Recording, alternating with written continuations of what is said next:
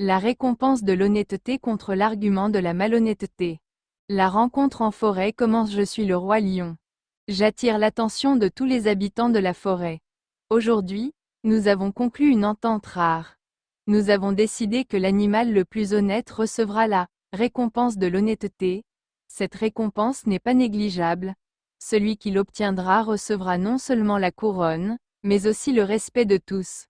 Mais n'oubliez pas, si vous essayez de vous montrer honnête ici en étant malhonnête, vous serez pris. Maintenant, chacun doit écouter ce que chacun a à dire. Je suis un renard. Ekee, Votre Majesté, et vous, habitants de la forêt, je suis un renard. Depuis mon enfance, j'ai été si honnête que j'ai demandé à l'arbre la permission d'en manger le fruit. Ceux qui disent que j'ai volé le fruit aux commerçants m'envient. J'avais l'habitude de vérifier les fruits pour que les autres animaux ne tombent pas malades après les avoir mangés. Si j'avais été malhonnête, les villageois m'auraient-ils traité de renard rusé. Être rusé signifie intelligent, et l'intelligence signifie montrer le droit chemin. Un jour, j'ai vu un tigre attraper un poulet et je lui ai dit: non, frère tigre, lâche le poulet, sinon les villageois vont se mettre en colère. Même si le poulet est finalement arrivé chez moi, j'ai sauvé quelqu'un d'autre. C'est pourquoi je dis qu'il n'y a pas d'animal plus honnête que moi dans cette forêt. Cerf, souriant, frère renard, j'ai entendu l'histoire du poulet qui a été lâché, mais à la fin, j'ai vu de mes propres yeux la soupe au poulet que tu as préparée. Ce jour-là, il y avait des os devant ta caverne. Renard? Oh non non, ce n'était pas le mien. C'était, un os ramassé pour la recherche. Je suis un éléphant. Ah ah, vous savez tous qu'un éléphant est le plus gros animal de la forêt, et qui dit gros dit responsable. Où peut-on trouver un animal honnête comme moi? Je ne mens jamais, du moins pas un gros mensonge. Oui, j'apporte un panier de bananes du marché, mais je ne dis pas que je vais les manger, je les garde pour les partager avec tout le monde. Même si ça m'arrive de manger tout le panier en partageant, je le dis quand même honnêtement. Et le jour où j'ai aidé frère crocodile à traverser la rivière, il est monté sur mon dos et m'a dit: frère éléphant, ton honnêteté est sans égale. S'il n'y a pas de crocodile, comment je suis coupable? Je n'ai pas mangé le crocodile, il a peut-être été emporté par le courant. Singe, riant, dis donc, frère éléphant, ce jour-là, je t'ai vu tenir un crocodile dans la rivière et l'avaler d'un trait pendant qu'il nageait. Puis, en t'essuyant le visage, tu as dit: ah! Que d'efforts il faut pour rester honnête. Éléphant, inattendu, mais toujours en train de raisonner, c'était en fait conforme aux règles de l'honnêteté. Je voulais sauver le crocodile, mais tout à coup, j'ai eu faim. L'honnêteté, c'est dire la vérité, et je le pense vraiment, j'avais faim. Et je suis un singe. Ah ah, Votre Majesté, je le dis à tout le monde, je suis un singe et je suis parfaitement honnête.